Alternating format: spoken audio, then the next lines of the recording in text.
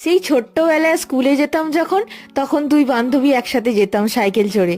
আর আজ আবার বহু যুগ বাদে যাচ্ছি। এখন আবার ওর ছেলেও আছে আমাদের সাথে। হ্যাঁ, বহু যুগ বললাম এই জন্য, কারণ মাঝে ওর সাথে আমাদের বাড়ির সম্পর্কটা একটু খারাপ হয়ে গেছিল, সেই জন্য। তো যাই হোক গে, যেই সারাদিন বৃষ্টির পর রোদের দেখা মিলেছে, ব্যাস আমরা দুজনে অমনি বেরিয়ে পড়েছি। ওই ব্যাংকের পোস্ট অফিসে টুকটাক কাজ করে হাটে গেছিলাম, ওখান থেকেও আমি হাটে গেছি। আর টব কিনে আনবো না তা কখনো হয়? ব্যাস, মায়ের মুখ ঝুঁক তো আছেই। তো এসে আবার শুনছি নাকি জমিতে হনুমান পড়েছে। ব্যাস, আমাকে পাঠানো হয়েছে আজকে হনুমান তাড়ানোর জন্য। কিন্তু আমি যাওয়ার আগেই যা করার অলরেডি তারা করে দিয়ে চলে গেছে। এই যে আমি গাছগুলো করাচ্ছিলাম, যে গাছগুলো উপড়ে দিয়ে চলে গেছে, বাবা আবার লাগাবে যদি হয়। কিন্তু এগুলো হবে না, কারণ আলু নষ্ট হয়ে গেছে। তো মা ওই জন্য আবার আলু কেটে আনতে গেল, যে যদি লাগানো যায়, তো সেই জন্য আর কি।